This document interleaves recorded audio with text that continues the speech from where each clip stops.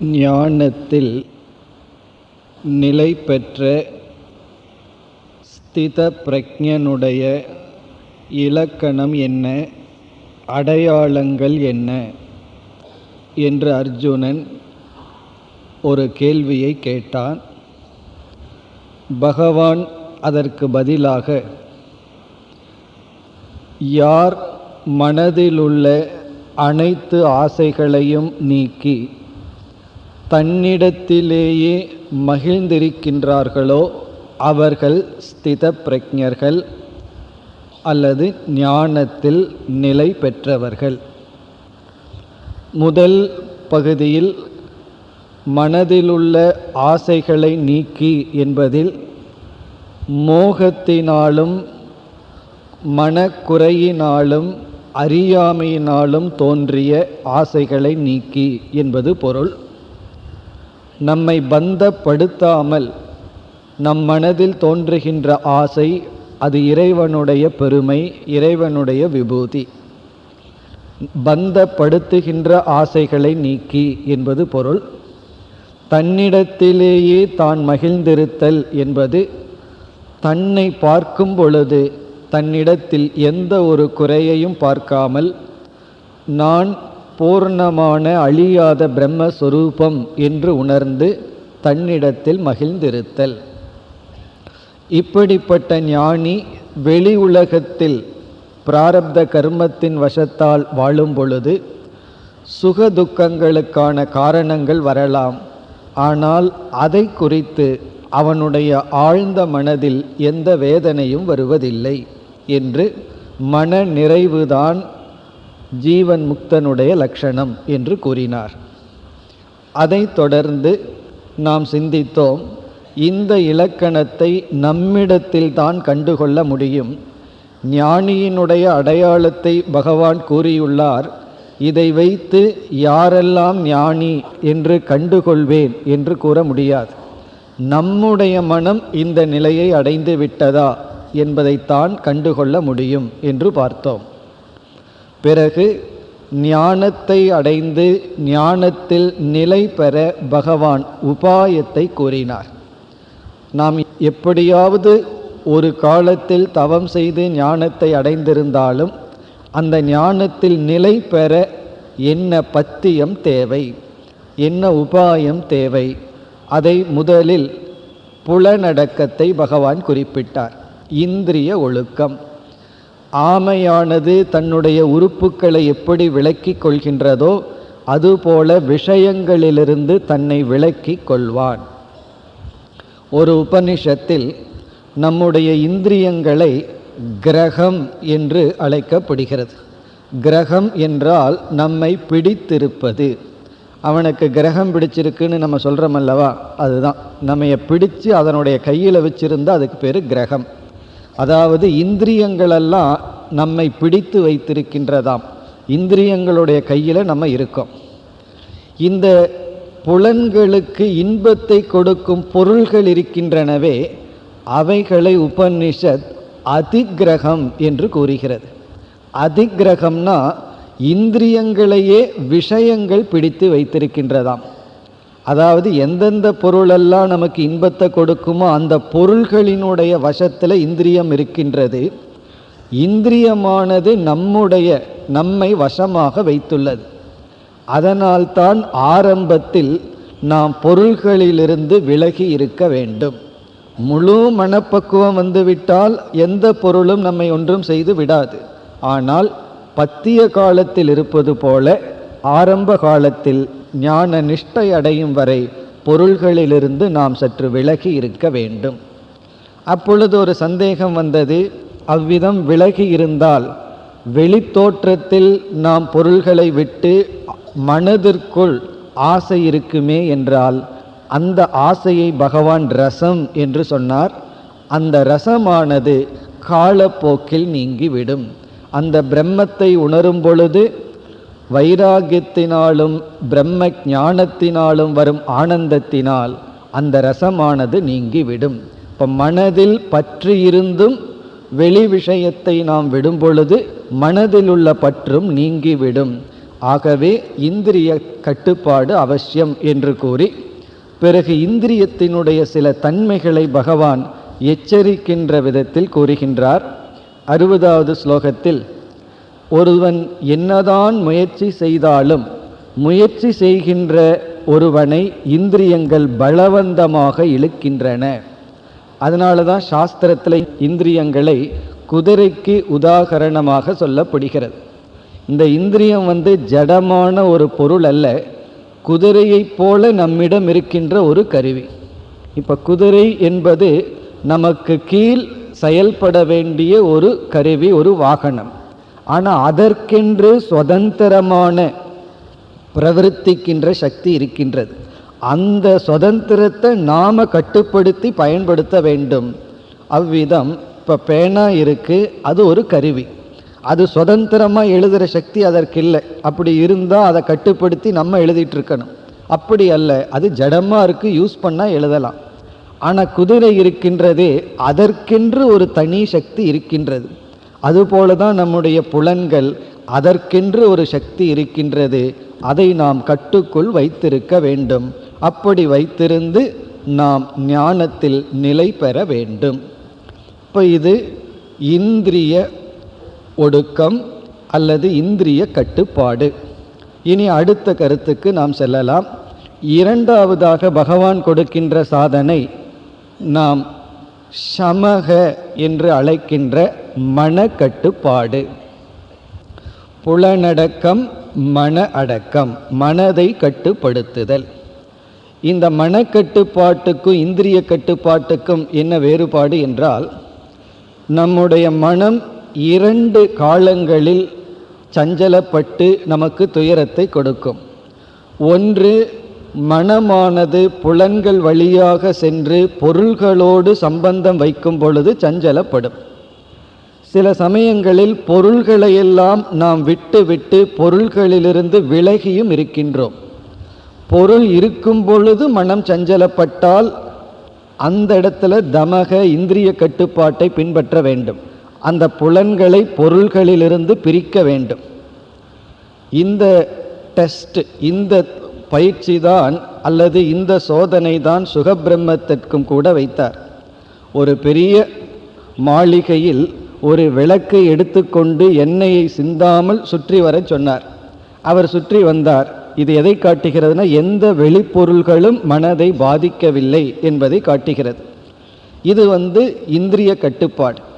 இந்த மனக்கட்டுப்பாடு என்பது வெளியே பொருள்கள் இல்லாத சமயத்தில் ஏற்கனவே அனுபவித்த அனுபவத்தை எடுத்துக்கொண்டு பதிவுகள் மூலமாக மனம் சஞ்சலப்படுதல். அதை நம்ம தியான காலத்தில் அல்லது ஒரு அறையில் தனியாக அமர்ந்திருக்கும் பொழுது அந்த மனச்சஞ்சலத்தை அனுபவிக்கலாம். பார்ப்பதற்கோ கேட்பதற்கோ சுவைப்பதற்கோ எதுவும் இல்லை. ஆனால் மனம் தன்னளவில் சிந்தனை செய்து நம்மை துயரத்திற்குள் அல்லது மனச்சஞ்சலத்திற்குள் ஆழ்த்தும். அந்த மனதை கட்டுப்படுத்துதல். இப்போ வெளியே பொருள் இருந்தால் நாம் புலனடக்கத்தை பின்பற்ற வேண்டும். பொருள் இல்லை என்றால் நமக்குள் இருக்கின்ற சித்தம், ஸ்மிருதி, அந்த மெமரியே வெளியே வந்து மனதினுடைய சுபாவம் எதையாவது சிந்தித்து கொண்டு சஞ்சலப்பட்டு கொண்டிருத்தல். கடந்ததை நினைத்து கொண்டிருக்கும், எதிர்காலத்தை நினைத்து கொண்டிருக்கும், இப்படியெல்லாம் சஞ்சலப்படுதல். அதனுடைய இஷ்டத்துக்குத்தான் அது சிந்திக்கும், நம்முடைய விருப்பத்திற்கு இணங்க அது செயல்படாத தன்மை. இதைத்தான் மனச்சஞ்சலம் என்கின்றோம். இதை கட்டுப்படுத்துவது மனக்கட்டுப்பாடு அல்லது சமக. சமக என்றால் மன அமைதி, மனதை கட்டுப்படுத்துதல். இந்த மனதை கட்டுப்படுத்துதல் என்ற சாதனையை இனி பகவான் இங்கு குறிப்பிடுகின்றார். இப்போ என்ன சொல்கின்றார்?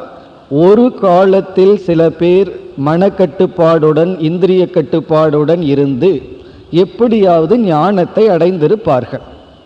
அடைந்த ஞானத்தை வைத்து காப்பாற்ற வேண்டும் என்றாலும் அந்த புலனடக்கத்தையும் மன அடக்கத்தையும் தொடர வேண்டும். அதுதான் முக்கிய கருத்து. சில சாதனைகளை சில காலம் வரைக்கும் செய்கிறது சுலபம். அதற்கு மேலே ஏதோ ஒரு சலிப்பு அல்லது சோம்பல் அல்லது கவனக்குறைவு நம்மிடம் அந்த சாதனைகளை அப்படியே விட்டு விடுவோம்.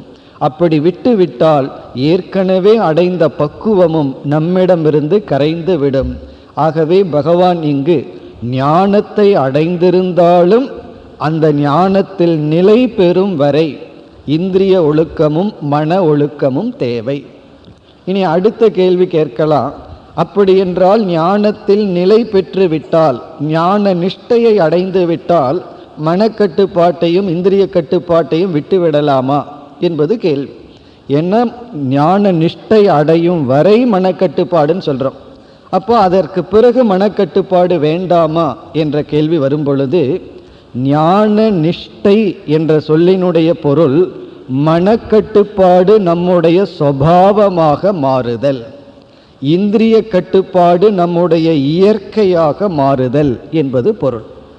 அதனால தான் சங்கரர் இங்கு விளக்கம் எழுதும் பொழுது, ஞானிகளினுடைய சுபாவம் சாதகர்களுக்கு சாதனை. ஞானிக்கு எது இயற்கையா இருக்கோ, ஞான நிஷ்டனுக்கு எது இயற்கையா இருக்கோ அது சாதகர்களுக்கு அடைய வேண்டிய லட்சியம். இப்போ இந்திரிய கட்டுப்பாடும் மனக்கட்டுப்பாடும் எப்பொழுது இயற்கையாகின்றதோ அதுவரை அந்த கட்டுப்பாடு நமக்கு தேவை. அதற்கு பிறகு அவன் கட்டுப்படுத்த வேண்டும் என்ற நியதி இல்லை. ஏனென்றால் அது கட்டுக்குள் இருக்கும், அது அவனுடைய இலக்கணமாக தன்மையாக மாறிவிடும். ஆகவே இங்கு பகவான் மனக்கட்டுப்பாட்டை பற்றி இப்பொழுது பேசுகின்றார். சமக என்று சொல்லப்படுகிறது.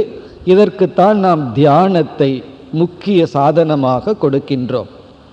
இப்போ இந்த மனக்கட்டுப்பாட்டை பேச ஆரம்பிக்கின்ற பகவான் முதலில் என்ன செய்கின்றார், நம்முடைய மனதை கட்டுப்படுத்தாமல் அதனுடைய விருப்பத்துக்கு விட்டு விட்டால் விளைவு என்ன என்பதை இங்கு முதலில் குறிப்பிடுகின்றார்.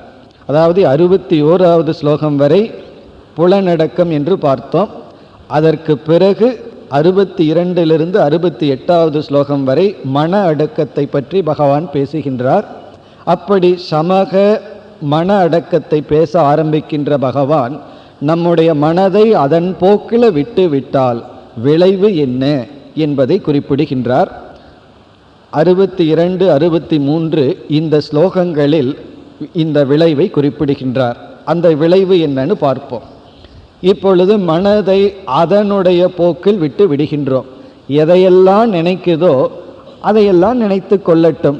இதை நினைக்கணும், இதை நினைக்கக்கூடாது, இப்படி சிந்திக்கணும், இப்படி சிந்திக்கக்கூடாதுன்னு ஒரு நெறிமுறையை நம்முடைய மனதிற்கு நாம் கொடுக்கவில்லை.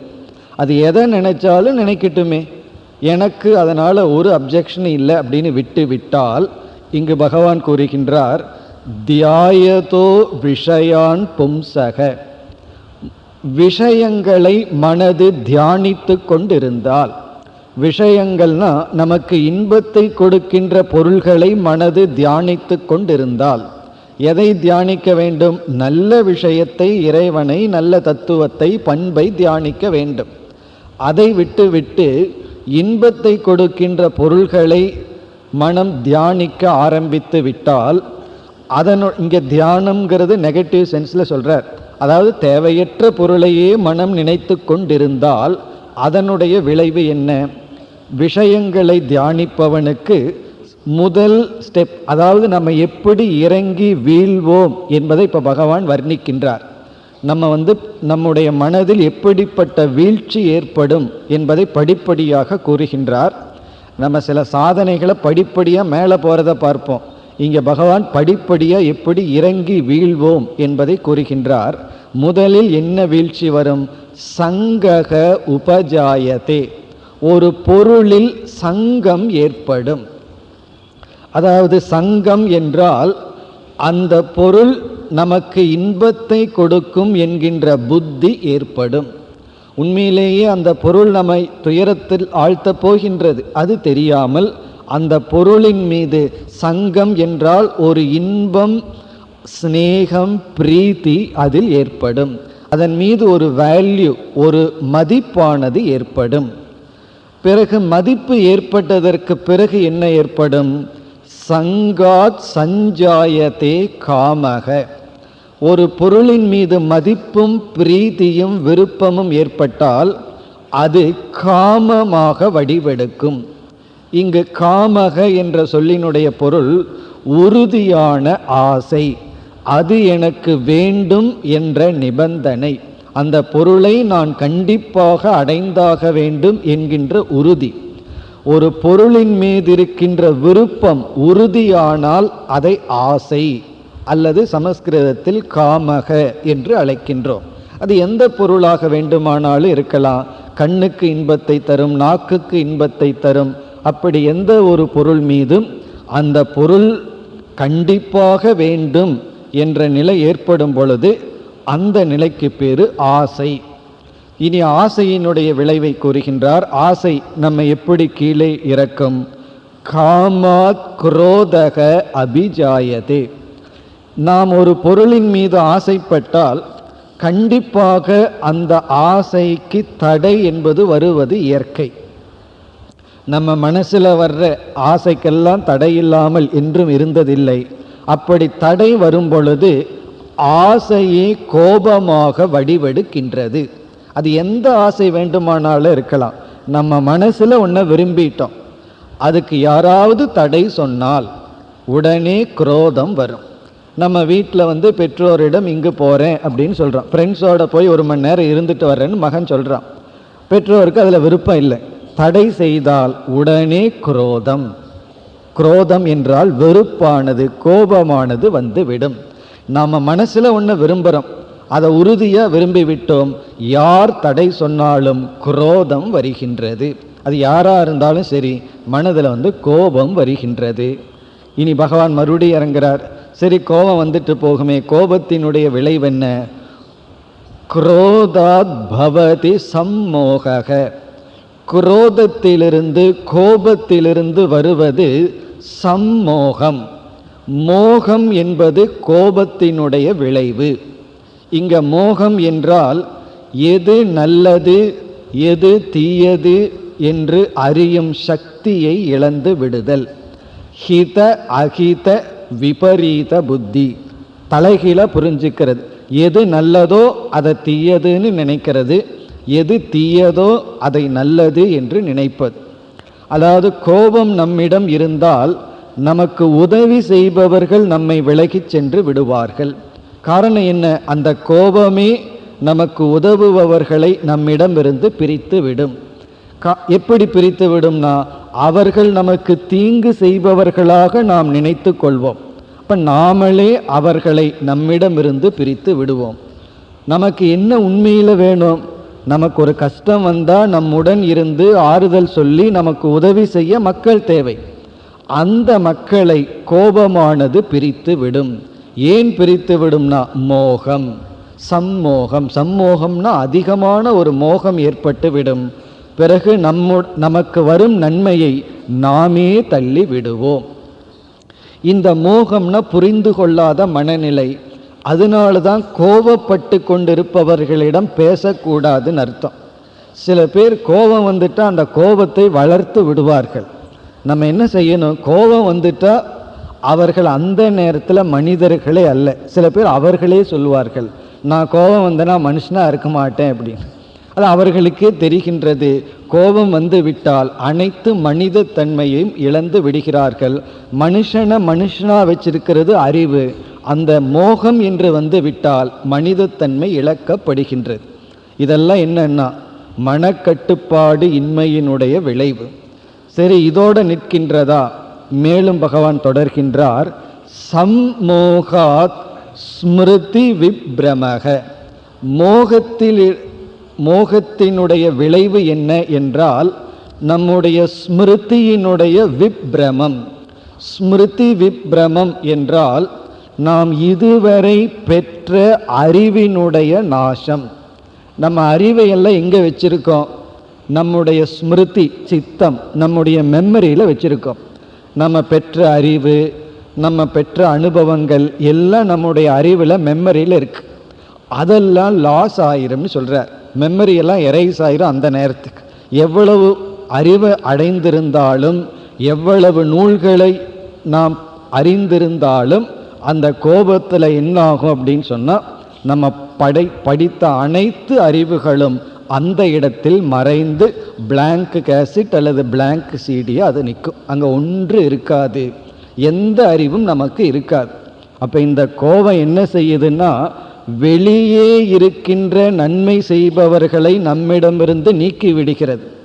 சரி, வெளியே இருக்கிறவங்க போயிட்டாங்க, நமக்குள்ள நமக்கு நன்மை கொடுக்கின்ற அறிவை வச்சிருக்கிறோமா, அதுவும் அந்த குரோதமானது நீக்கி விடுகிறது. நம்மிடமிருந்து நமக்கு உதவி செய்கின்ற அறிவையும் நீக்கி வெளியே நமக்கு உதவி செய்கின்றவர்களையும் இந்த குரோதமானது நீக்கி விடுகின்றது. இதனுடைய மூலம் என்னன்னா, மனக்கட்டுப்பாடு இன்மை. சரி, அதற்கு பிறகு என்ன நடக்கின்றது? நம்முடைய மனதில் இருக்கின்ற அனைத்து அறிவுகளும் அனைத்து பக்குவங்களும் அந்த நேரத்தில் மறைந்து விடுகின்றது. அதனுடைய விளைவு ஸ்மிருதி விப்ரசாத் புத்தி நாசக. இந்த ஸ்மிருதியினுடைய விப்ரமத்தினுடைய விளைவாக நம்முடைய புத்தியே நாசத்தை அடைந்து விடுகிறது. நம்முடைய புத்தி நாசம் என்பது புரிந்து கொள்கின்ற திறன் முழுமையாக அப்பொழுது இழக்கப்படுகின்றது. முழுமையாகவே நம்முடைய அறிவு இழக்கப்படுகின்றது. சில பேர் அப்போ சொல்லலாம், சரி இழக்கப்படட்டுமே. பகவான் ஒரு முடிவுரை செய்கின்றார், புத்தி நாசாத் பிரணஷ்யதி.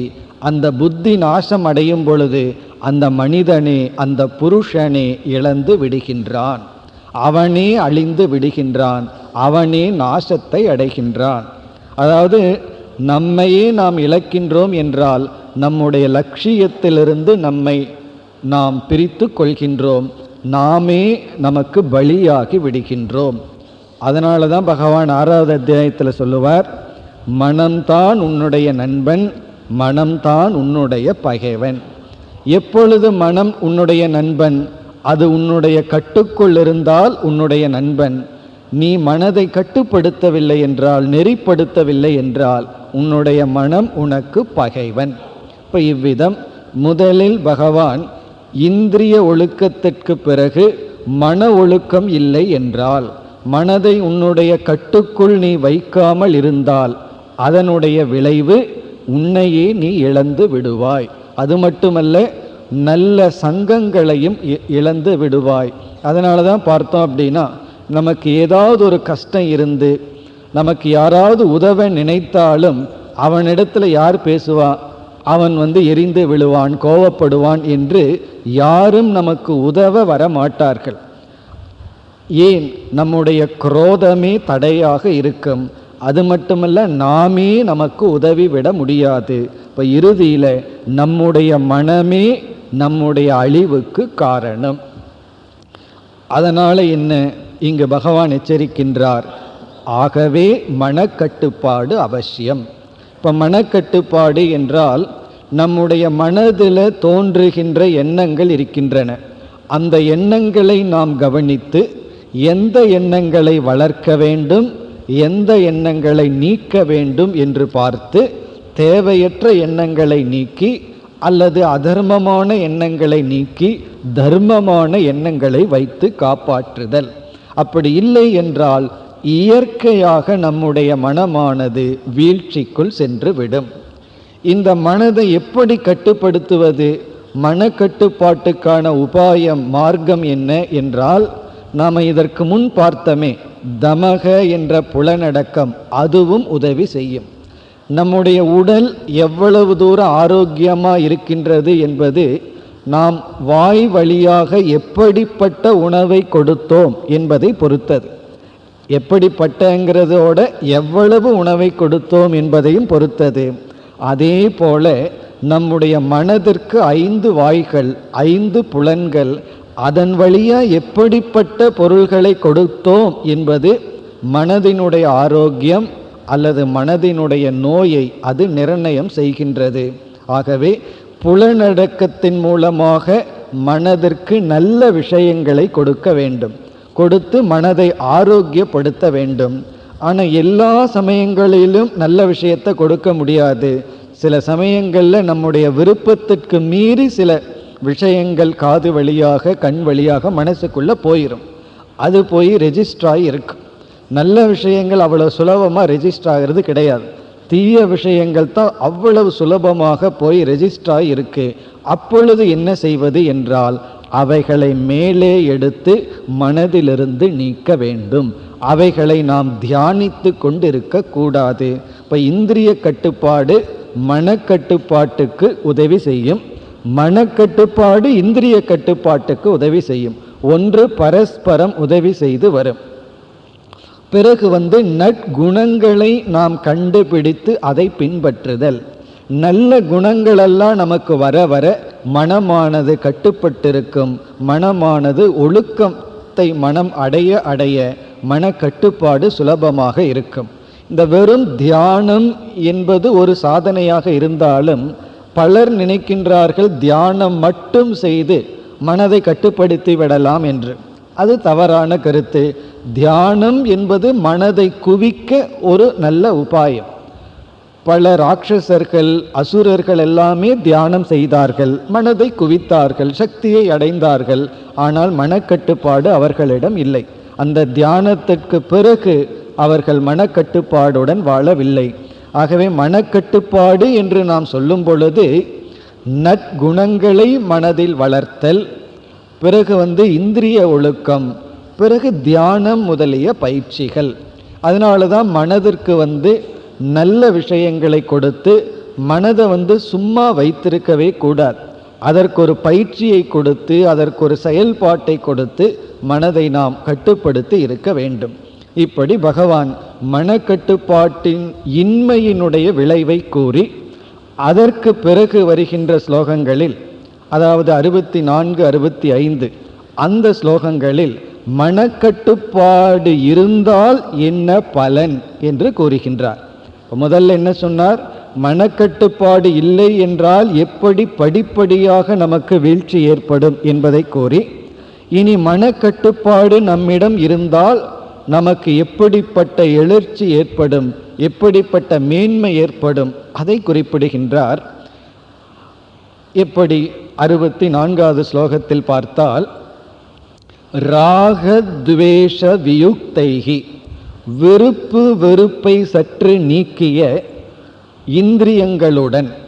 நம்முடைய இந்திரியங்களுக்கு விருப்பு வெறுப்பு என்று இருக்கின்றது, அதையெல்லாம் சற்று குறைத்து இந்திரிய கட்டுப்பாடுடன் பிறகு நம்முடைய மனமானது விஷயங்களோடு இந்த உலகத்தோடு செயல்படும் பொழுது ஆத்மவஷ்யைகி அப்படின்னு சொல்றார்.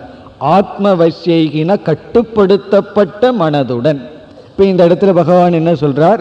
இந்திரிய கட்டுப்பாடும் மனக்கட்டுப்பாடும் அடைந்த ஒருவர்கள் இந்த உலகத்தோடு வாழும் பொழுது, அதாவது அவர்கள் வாழ்க்கையை நடத்தும் பொழுது கட்டுப்படுத்தப்பட்ட மனதுடன் கட்டுப்படுத்தப்பட்ட இந்திரியத்துடன். இங்கு கட்டுப்படுத்தப்பட்டன நெறிப்படுத்தப்பட்ட என்று பொருள். அப்படிப்பட்ட புலன்களுடனும் மனதுடனும் இந்த உலகத்தோடு வாழும் பொழுது பகவான் எதையும் பார்க்க வேண்டாம், கேட்க வேண்டாம், சிந்திக்க வேண்டாம்னு சொல்லவில்லை.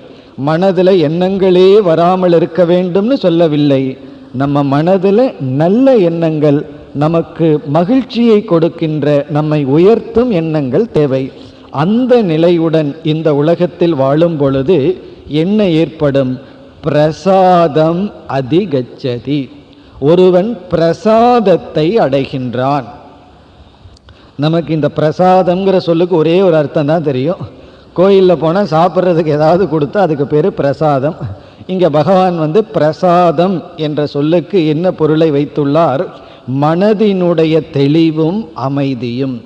மனதினுடைய அமைதிக்கும் தெளிவுக்கும் பிரசாதம் என்று பெயர்.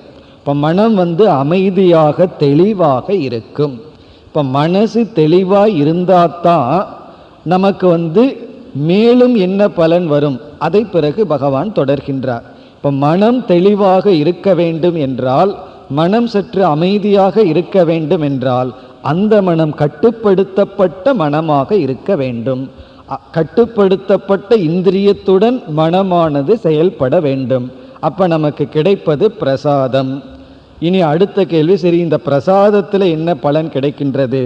65வது ஸ்லோகத்தில் பிரசாதே சர்வ துக்கானாம் ஹானிகி உபஜாயதே.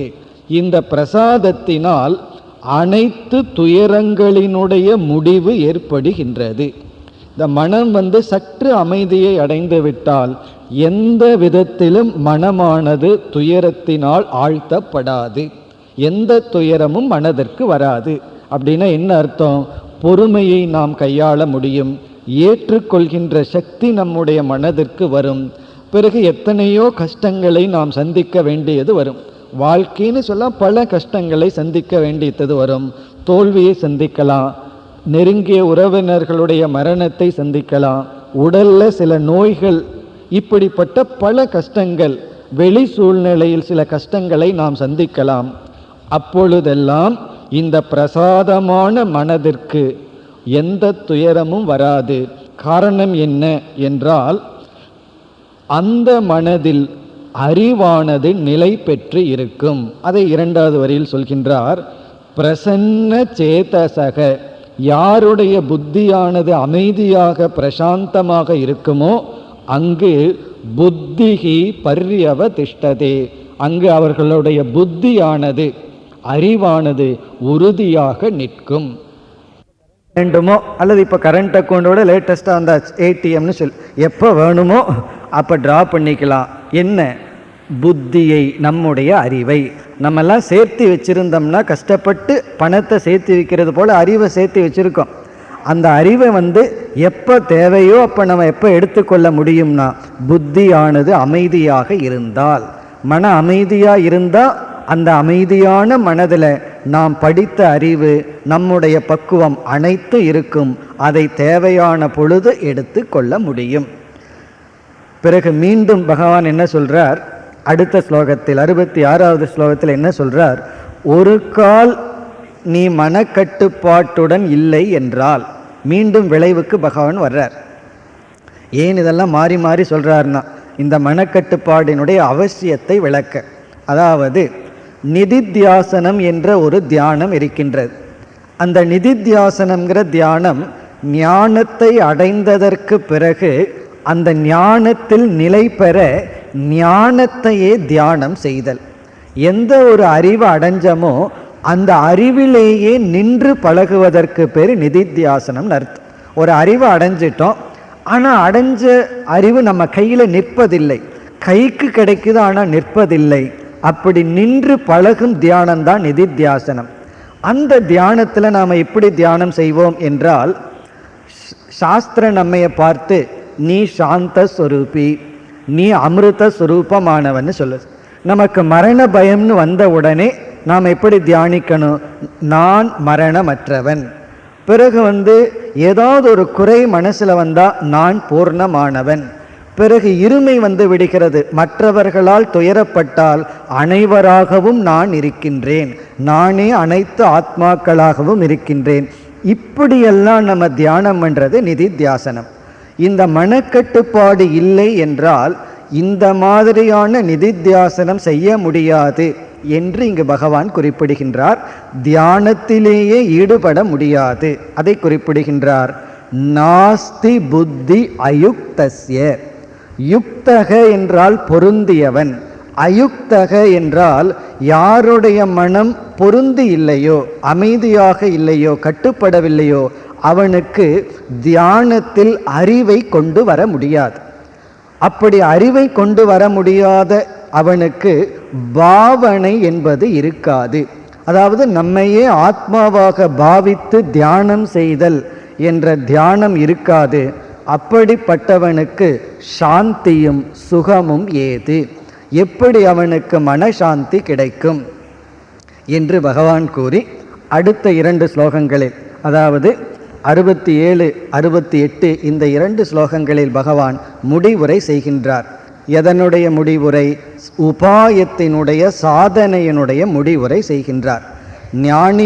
ஞானியினுடைய லட்சணம் கேட்கப்பட்டது. அந்த லட்சணத்தை சுருக்கமாக கூறி, ஞான அடைந்தாலும் ஞான நிஷ்டை அடைய சில உபாயத்தை பகவான் கூறி, குறிப்பாக இங்கு பகவான் கூறிய உபாயம் 2. ஒன்று புலனடக்கம், இனி ஒன்று மன அடக்கம். பிறகு மன அடக்கத்தை கூறும் பொழுதே நிதித்தியாசனம் என்கின்ற சாதனையை குறிப்பிட்டார், தியானம் என்கின்ற சாதனையை குறிப்பிட்டார். ஆகவே தியானம், புலனடக்கம், மன அடக்கம் இவைகளையெல்லாம் கூறி முடிவுரை செய்கின்றார். என்ன முடிவுரை செய்கின்றார் என்றால், ஆகவே நீ மன அடக்கத்தை பின்பற்ற வேண்டும், அல்லது உன்னுடைய மனதை அடக்க வேண்டும். இல்லை என்றால் என்ன ஏற்படும், அதைத்தான் மீண்டும் மீண்டும் பகவான் கூறுகின்றார். வேறொரு எடுத்துக்காட்டை இங்கு எடுத்துக்கொள்கின்றார். அதாவது ஒரு சிறிய படகு இருக்கின்றது, அதை காற்று எப்படி கடலுக்குள் தள்ளிவிடுமோ அப்படி இங்கு மனம் என்பது அடக்கப்படாத காற்று. பிறகு சிறிய படகு என்பது நம்முடைய ஞானம். ஒரு சிறிய படகுதான் நம்முடைய ஞானமா? சிறிய படகை எப்படி பெரும் காற்று கடலில் தள்ளி மூழ்கடித்து விடுகிறதோ அதுபோல கட்டுப்படுத்தாத மனம் நம்முடைய அறிவை மூழ்கடித்து விடும். ஆகவே உன்னுடைய மனதை நீ கட்டுப்படுத்த வேண்டும் என்று கூறி, பிறகு யாருடைய மனமும் யாருடைய புலன்களும் கட்டுக்குள் இருக்கின்றதோ தஸ்ய பிரக்ஞா பிரதிஷ்டிதா என்று சொல்கின்றார். அவர்களுடைய அறிவானது பிரதிஷ்டை அடையும். இந்த பிரதிஷ்டைங்கிற வார்த்தையை நமக்கு தெரியும், கோயிலெல்லாம் சொல்லுவோம், பிரதிஷ்டை செய்தல். விக்கிரகத்தை கொண்டு வந்து பிரதிஷ்டை செய்தல், அசையாமல் அப்படியே இருத்தி வைத்தல். அதைத்தான் இங்கே பகவான் சொல்கின்றார், உன்னுடைய ஞானம் உனக்குள் பிரதிஷ்டை ஆக வேண்டும். வெளியே எப்படி இறைவனுடைய விக்கிரகத்தை பிரதிஷ்டை பண்ணுறோமோ அதே போல ஞானத்தை நம்முடைய மனதில் பிரதிஷ்டை செய்ய வேண்டும். யாருக்கு ஆகும் என்றால், யாருடைய புலன்களும் யாருடைய மனமும் அவர்களுடைய கட்டுக்குள் இருக்கின்றதோ என்று கூறி அந்த தலைப்பை பகவான் நிறைவு செய்கின்றார். இனி இறுதியான 4 ஸ்லோகங்களில் மீண்டும் ஞானியினுடைய லட்சணத்துக்கு வருகின்றார். ஞானியினுடைய மனநிலையை வர்ணிக்கின்றார். இங்கு ஞானிங்கிறவன் எப்படிப்பட்ட ஞானி? தன்னுடைய அறிவை பிரதிஷ்டை செய்தவன், தன்னுடைய ஞானத்தில் நிலை பெற்ற ஞானி. இவனுக்கு எந்த சாதனையும் சாஸ்திரம் கொடுப்பதில்லை.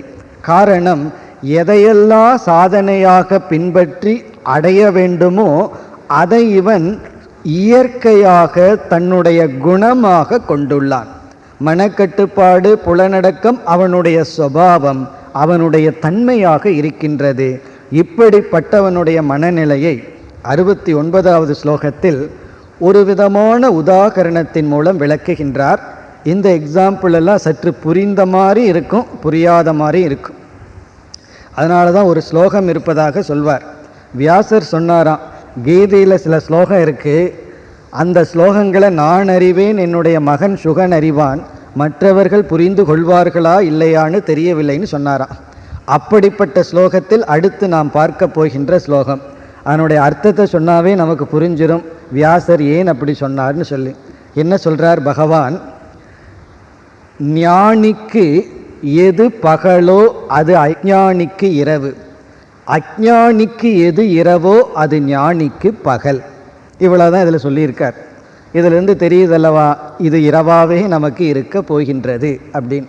அதாவது ஞானி விழித்திருக்கின்ற வேளையில் அஞ்ஞானி உறங்கி இருக்கின்றான், அஞ்ஞானி உறங்கி இருக்கின்ற வேளையில் ஞானி விழித்திருக்கின்றான். இப்போ ஞானிக்கு எது பகலாக இருக்கோ அது அஞ்ஞானிக்கு இருளாக இருக்கான். அஞ்ஞானிக்கு அறியாமையில் இருப்பவர்களுக்கு எது பகலாக இருக்கோ அது ஞானிக்கு இருளாக இருக்கின்றது. இவ்வளோதான் பகவான் சொல்லி இருக்கின்றார். இதில் ஒரு பெரும் அழகான கருத்து இருக்கின்றது. இதனுடைய கருத்தை மிக சுருக்கமாக பார்ப்போம். அதாவது அத்வைத தத்துவம் என்ற ஒன்று ஞானிக்கு பகலாக இருக்கின்றது, அஞ்ஞானிக்கு அது இருளாக இருக்கின்றது. அத்வைதம் ஞானிக்கு பகல் போல, அஞ்ஞானிக்கு அது இருளாக இருக்கு. அப்படின்னா அத்வைத தத்துவத்தில் அவன் உறங்கிக் கொண்டு இருக்கின்றான், அத்வைதத்தில் ஞானி விழித்து கொண்டு இருக்கின்றான். இனி துவைதம், இருமை, இந்த இருமையில் அஞ்ஞானி விழித்து கொண்டு இருக்கின்றான், ஞானி உறங்கிக் கொண்டு இருக்கின்றான். இப்போ இருமையானது ஞானிக்கு இருளாக அஞ்ஞானிக்கு பகலாக இருக்கின்றது. இப்போ இதை ஆந்தையை நம்ம உதாரணமாக எடுத்துக்குவோம். ஏன்னா அது நம்ம தூங்கிட்டு இருக்கும்போது விழிச்சிட்ருக்கோம், நம்ம விழிச்சிட்டு இருக்கும்போது அது தூங்கி கொண்டு இருக்கும். இரவில் ஆந்தைக்கு கண்ணு தெரியும்னு சொல்கிறார்கள். அது எந்த அளவுக்கு உண்மைன்னு ஆந்தையாக பிறந்து பார்த்தா நமக்கு தெரியும். ஆனால் அப்படி இருக்கிறதாகவே வைத்து கொள்வோமே. இப்போ ஆந்தை அஞ்ஞானிக்கு எக்ஸாம்பிள், ஆந்தை அஞ்ஞானிக்கு உதாகரணம். பகல் அப்படிங்கிறது அத்வைதத்திற்கு உதாகரணம். பகல்ங்கிறது அத்வைதம். இப்போ ஆந்தை என்ன செய்கிறது? பகலை பார்க்காது. பகல் வேளையில் அதற்கு இருண்டு இருக்கும். அப்படி அஞ்ஞானி அத்வைதத்தில் இருண்டிருப்பான். அத்வைதம்னாவே அவனுக்கு ஒன்றுமே விளங்காது, இருண்டிருப்பான். பிறகு மனிதன், ஆந்தை இல்லாத சாதாரண மனிதர்களை ஞானிக்கு உதாரணமாக எடுத்துக்கொள்கின்றோம். இரவு துவைதம். இப்போ மனிதர்களுக்கு இரவு வேளை வரும் பொழுது அவர்களுக்கு இருக்கிற பொருள் ஒன்றும் தெரியாது. அது துவைதம். துவைதத்தை ஞானிகள் பார்ப்பதில்லை. அஞ்ஞானிகள் துவைதத்தில் விழித்திருக்கிறார்கள். இது ஒரு விதமான உதாகரணம், அவ்வளவுதான். இதிலிருந்து என்ன மைய கருத்து அல்லது ஆழ்ந்த கருத்து இருக்கிறது என்றால், இருமையானது உண்மையாக அஞ்ஞானிகளுக்கு தெரியும். அனுபவிக்கின்ற இந்த துவைத விவகாரம் இருக்கே, இதுதான் சத்தியமா யாருக்கு தெரியும்? அஞ்ஞானிகளுக்கு தெரியும். ஞானிகளுக்கு இதில் இருக்கிற உண்மை இல்லை என்று புரிந்தவுடன் இது அவர்களுக்கு சத்தியமாக தெரியாது, வெறும் கனவு போல் பொய்யாக தெரியும். ஆகவே எதில் விழித்து கொண்டிருக்கின்றானோ அஞ்ஞானி, அதில் ஞானி உறங்கிக் கொண்டிருக்கின்றான். அதனால தான் சில குழந்தைகள் உதாரணமாக எடுத்துட்டோம்னா, ஒரு குழந்தை ஏதாவது ஒரு சர்ச்சை பிரச்சனையை பெரியவங்கிட்ட சொல்லும்போது அது ரொம்ப சீரியஸாக சொல்லிகிட்டு இருக்கு. பெரியவர்கள் அதை கேட்டுக்கொண்டிருப்பார்கள், ஆனால் அந்த சீரியஸ்னஸ் அவங்களுக்கு கிடையாது. ஆனால் குழந்தைக்கு அது ஒரு பெரிய விஷயம், பெரிய சீரியஸாக அது ஏதாவது சொல்லிகிட்டு இருக்கு. அதே போல் உலகத்தில் நடக்கின்ற அனைத்து நிகழ்ச்சிகளும் அது ஞானியை பொறுத்தவரை அது ஒரு துயரத்திற்கான காரணம் அல்ல. ஏன்னா அர்ஜுனன் தான் இவ்வளவு சோகப்பட்டு பகவானிடம் கூறினான். அந்த நேரத்தில் பகவானுக்கு தெரியும் கொஞ்சம் அறிவு வந்தால் இவன் மனமகிழ்ச்சியுடன் இருக்க போகின்றான்னு சொல்லி. அப்படி யாருக்கு இந்த உலகம் உண்மையாக துவைதமாக இருக்கிறதோ அந்த அஞ்ஞானிகளுக்கு அது பகல் போல், ஆனால் ஞானிக்கு அது இரவை போல. அப்படின்னா அது உண்மை அல்ல. அதே போல ஞானி எதில் விழித்திருக்கின்றானோ அதில் அஞ்ஞானியானவன் உறங்கி இருக்கின்றான். அதனால தான் அஞ்ஞானிக்கு ஞானியினுடைய மனதை புரிந்து கொள்ளும் வாய்ப்பு இல்லை. ஞானியை புரிந்து கொள்ளணும்னா முதல் கண்டிஷன் நம்ம ஞானி ஆகிறது தான். அப்படி ஆயிட்டோம்னா இனி ஒரு ஞானியை புரிஞ்சுக்கணும்னு விரும்ப மாட்டோம். இப்போ இனி ஒருத்தர் ஞானியை நான் புரிஞ்சுக்கணும்னு விரும்புகிற வரைக்கும் நம்ம ஞானி அல்ல. ஞானி ஆயிட்டா புரிஞ்சுக்கணும்னு விரும்ப மாட்டோம். இதிலிருந்து என்ன தெரியுதுன்னா, ஸ்தித பிரஜன் யாருன்னு யாரையும் நாம் கண்டுகொள்ள முடியாது. நானா இல்லையா அதைத்தான் பார்க்க முடியும். இப்போ இந்த ஒரு உதாகரணத்தை பகவான் கொடுத்து இனி அடுத்த 70வது ஸ்லோகத்தில் மீண்டும் ஞானியினுடைய மனதை மிக அழகாக பகவான் வர்ணிக்கின்றார். இங்கும் வேறொரு எக்ஸாம்பிள், வேறொரு உதாகரணத்தை எடுத்து கொள்கின்றார். அதாவது ஞானியினுடைய மனம் கடலை போன்றது, அஞ்ஞானிகளினுடைய மனம் சிறிய ஒரு குட்டை அல்லது ஒரு நீர் தேக்கத்தை போன்றது. இப்போ தண்ணீர் மழை பெஞ்சு தண்ணீர் ஒரு சிறிய கிணற்றுக்கோ அல்லது ஒரு ஓடைக்கோ வந்தால், ஒரு குட்டைக்கோ வந்தால் அது பெருசாயிரும். பிறகு தண்ணீர் இல்லைன்னா அது சிறியதாகிவிடும். ஆனால் என்னதான் மழை பெஞ்சு என்னதான் வெயில் அடித்தாலும் இந்த கடலானது பூர்ணமாகவே இருக்கும். அதே போல விதவிதமான அனுபவங்கள் ஞானிக்கு வருகின்றது. வெயில்னு ஒரு அனுபவம், மழைன்னு ஒரு அனுபவம், எப்படி கடலுக்கு வருவது போல அனைத்து அனுபவங்களும் அவனுக்குள் வரும் பொழுது அது அவனுடைய நிறைவை எந்த விதத்திலும் பாதிப்பது இல்லை. அவன் அது வர்றதுக்கு முன்னாடியும் வந்ததற்கு பிறகும் நிறைந்தவனாகவே இருக்கின்றான். இப்போ ஞானியினுடைய நிறைவை எதுவும் நிர்ணயம் செய்வதில்லை. அது மட்டுமல்ல, கடலுக்குள் பலவிதமான நதிகள் வருகின்றன. அதாவது சாக்கடையும் வரும், கங்கையும் வரும். அப்பொழுது கடலுக்குள் வந்தவுடன் அந்தந்த தன்மைகளை இழந்து ஒன்றாகி விடுகின்றது. அதே போல் ஞானியிடம் எந்த அனுபவங்கள் வந்தாலும், மானம்னு ஒரு அனுபவம் வருகின்றது, அபமானம்னு ஒரு அனுபவம் வருகின்றது, உதாசீனன்னு ஒரு அனுபவம் வருகின்றது. சிலர் ஞானியை வணங்குகிறார்கள், சிலர் தூற்றுகிறார்கள், சிலர் இரண்டும் செய்வதில்லை. இப்படியெல்லாம் அனுபவங்கள் வரும்பொழுது அல்லது இன்ப துன்பங்கள் வரும்பொழுது தனக்குள் அது ஒன்றாகி விடுகின்றது.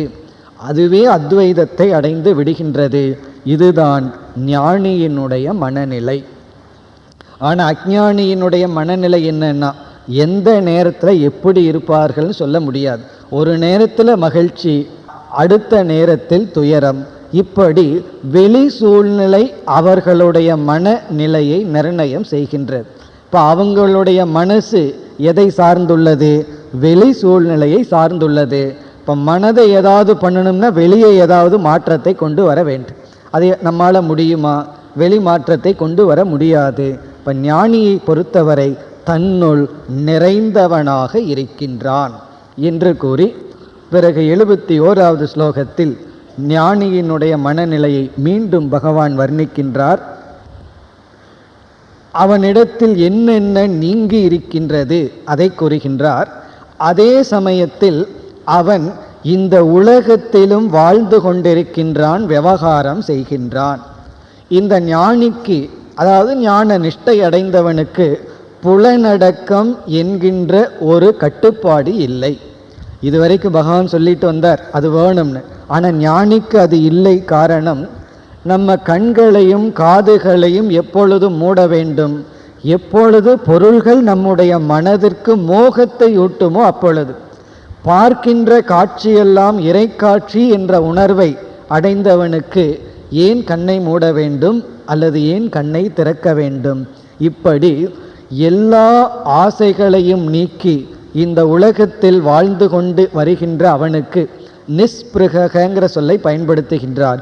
எதிலும் பற்று அற்ற, எதையும் பிடிக்காமல் எதையும் சாராமல் இருக்கின்ற ஞானியினுடைய மனம் அவனிடமிருந்து இரண்டு நீங்கிவிட்டது. நிர்மமக, நிரகங்காரக. நிர்மமக என்றால் மமகாரம் அற்றவன், என்னுடையது என்ற புத்தி அவனிடத்தில் இல்லை. நிர் அகங்காரக என்றால் நான் என்கின்ற கர்வமும் ஈகோ அதுவும் இல்லை. அப்படி என்றால் இனி ஞானி என்னுடையதுன்னு சொல்லவே மாட்டானா அல்லது நான்கிற வார்த்தையை பயன்படுத்த மாட்டானா என்றால், வார்த்தையை பயன்படுத்துவது வேறு, அதை நாம் புரிந்து கொண்டு எவ்விதம் உணர்வுடன் பயன்படுத்துவது என்பது வேறு. ஞானி விவகாரத்திற்கு பயன்படுத்துகின்றான். ஞானி இடத்துல போய் இது யார் புஸ்தகம்னு சொன்னால் யாரோ புஸ்தகம்னு சொல்ல மாட்டான், என்னுடைய புஸ்தகம்னு சொல்லலாம். நீங்கள் என்ன செய்கிறீர்கள்னா பேசுகிறேன், நடக்கின்றேன், உறங்குகின்றேன், அப்படியெல்லாம் சொல்லலாம். அதாவது தன்னுடைய அகங்காரத்தையும் மமகாரத்தையும் கையாளுகின்றான். அகங்காரியாகவும் மமகாரியாகவும் இல்லை. கையாளுதல் வேறு, அதுவாக இருத்தல் வேறு. இப்போ ஞானிக்கு மமகாரம்னா என்னுடையதுங்கிறதே கிடையாது, நான்கிறது கிடையாது. அதனால தான் ஜனகர் கூறுவார், மிதிலாயாம் பிரதீப்தாயாம் நமே தஹ்யன கிஞ்சன. மிதிலை எரியும் பொழுது நான் எரியவில்லை அப்படின்னு சொல்றார். காரணம் என்ன? அதையும் கூறுகின்றார். எஸ்யமே சாஸ்தி சர்வத்ர எஸ்யமே நாஸ்தி கிஞ்சன. எனக்கு அனைத்தும் இருக்கின்றது, எனக்கு எதுவும் இல்லை.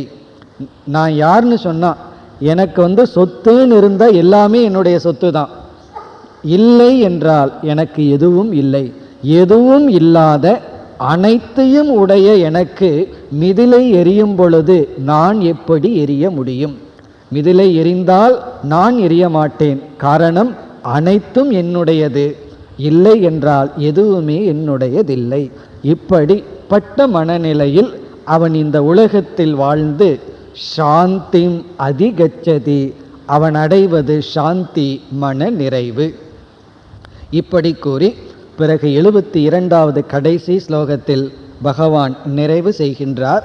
இங்கே எப்படி நிறைவு செய்கிறார் என்றால், இப்படிப்பட்ட மனநிலையை ஒருவன் இறக்கின்ற காலத்தில் அடைந்திருந்தாலும் அவன் மீண்டும் பிறப்பதில்லை. எப்படிப்பட்ட மனநிலை? இங்கு வர்ணிக்கப்பட்ட மனநிலையைத்தான் பிரம்மத்தை அடைதல், பிராமி ஸ்திதி அப்படின்னு சொல்றார். இதுதான் பிராமி ஸ்திதி, பிரம்ம நிலை பேரு, வீடு பேரு என்று அழைக்கப்படுகிறது. இங்கே பிரம்ம நிலைன்னு சொன்னால் மனசாந்தி, மன நிறைவு, மன திருப்தி, பூர்ணமான மன திருப்தி. இதை ஒருவன் தன்னுடைய கடைசி காலத்தில், மரணத்திற்கு சில காலத்திற்கு முன் இதை அவன் அடைந்திருந்தாலும் மீண்டும் அவன் கண்டிப்பாக பிறப்பதில்லை.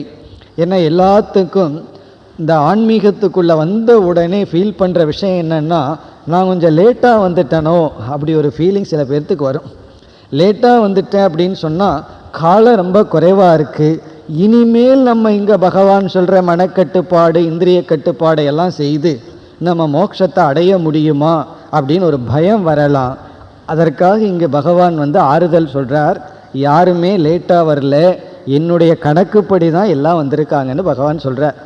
ஏன்னா உங்களுக்குள்ளே இருக்கிற அந்த பாவம் புண்ணியமெல்லாம் அதனுடைய பலனை கொடுத்து சரியாக வந்துள்ளார்கள். ஆனால் நீ கடைசி காலத்தில், மரண காலத்திலாவது உன்னுடைய மனதில் இருக்கின்ற விருப்பு வெறுப்புகளை எல்லாம் நீ நீக்கி இந்த நிலையை அடைந்தால் அதற்கு பிறகு மீண்டும் பிறவாத நிலையை அடைவார்கள். ஆனால் நம்ம இறந்ததற்கு பிறகு பிறப்பதில்லை, அதற்காக படிக்கிறோம், அதற்காக நம்ம முயற்சி செய்யவில்லை. அது பை ப்ராடக்ட், இயற்கையாக வருவது. நம்முடைய முயற்சி இருக்கும் பொழுதே மனதை நிறைவுபடுத்துதல். அப்படி செய்தவர்கள் இறுதி காலத்தில் வந்திருந்தாலும் பிரம்ம நிர்வாணம் ரிச்சதி. கடைசி சொல் பிரம்ம நிர்வாணம் என்றால் பிரம்மத்துடன் அவர்கள் உடலை விட்டதற்கு பிறகு ஐக்கியமாகி விடுகிறார்கள் என்ற விதத்தில் இந்த இரண்டாவது அத்தியாயமானது முடிவடைகின்றது. நாம் சுருக்கமாக இரண்டாவது அத்தியாயத்தினுடைய சாராம்சத்தை பார்ப்போம். முதல் அத்தியாயத்தில் அர்ஜுனனுடைய மனநிலை விளக்கப்பட்டது. அதற்கு பிறகு இந்த இரண்டாவது அத்தியாயத்தில் பேசப்பட்ட கருத்தை நாம் 4 பெரிய தலைப்பின் கீழ் பிரிக்கலாம். செகண்ட் சாப்டர்னுடைய சாரமே 4 மேஜர் டாபிக். முதல் தலைப்பு முதல் 10 ஸ்லோகங்களில் அர்ஜுனனுடைய மனமாற்றம். அர்ஜுனனுடைய மனதில் ஒரு பெரிய மாற்றம். இந்த தேருக்கு ராஜாவாக அல்லது எஜமானனாக வந்தான். பிறகு தேரோட்டியிடம் அவன் சரணடைகின்றான். பகவானிடத்தில் சரணடைதல் அர்ஜுனனுக்கு வந்த பெரிய மனமாற்றம்.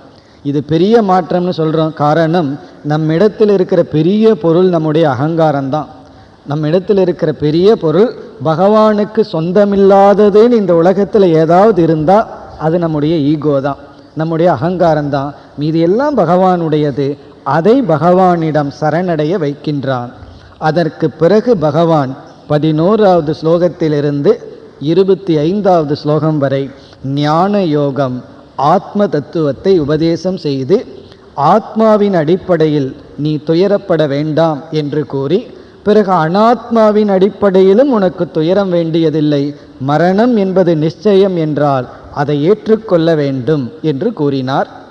பிறகு 26வது ஸ்லோகத்தில் ஆரம்பித்து 53வது ஸ்லோகம் வரை கர்மயோகம்ங்கிறதா மேஜர் டாபிக், 3வது தலைப்பு. அதில் பகவான் ஸ்வதர்மத்தை பற்றி ஆரம்பித்தார். தர்மத்தின் அடிப்படையிலும் நீ துயரப்பட வேண்டிய அவசியம் இல்லை. காரணம், நீ இப்பொழுது தர்ம யுத்தம் தான் செய்கின்றாய், தர்மத்தை நிலைநாட்டத்தான் இப்பொழுது நீ இங்கு உள்ளாய் என்று கூறி கர்மயோகத்தை பற்றிய சில விதைகளை இங்கு விதைத்து வைத்தார். இனி 3வது அத்தியாயத்தில் தான் கர்மயோகத்தை பகவான் விரிவுபடுத்த போகின்றார். பிறகு கடைசி 54வது ஸ்லோகத்திலிருந்து 72வது கடைசி ஸ்லோகம் வரை ஞான நிஷ்டை அடைந்தவனுடைய இலக்கணமும் அதற்கான சாதனையும். ஞான நிஷ்டை அடைந்தவன் யார் என்றால், மனதிலுள்ள ஆசைகளை நீக்கி தன்னிடத்தில் மகிழ்ந்திருப்பவன். இப்படிப்பட்ட நிஷ்டை அடைய வேண்டுமென்றால் நிஷ்டை அடையும் வரை மனக்கட்டுப்பாடும் இந்திரிய கட்டுப்பாடும் அவசியம்.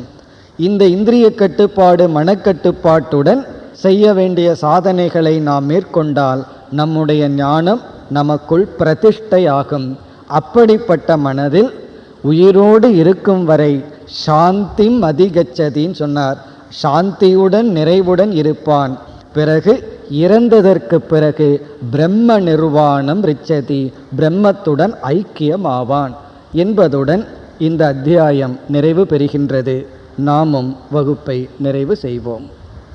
ஓம் பூர்ணமத பூர்ணமிதம் பூர்ணாத் பூர்ணமுதச்யதே பூர்ணஸ்ய பூர்ணமாதாய பூர்ணமேவாவசிஷ்யதே. ஓம் சாந்தி சாந்தி சாந்தி.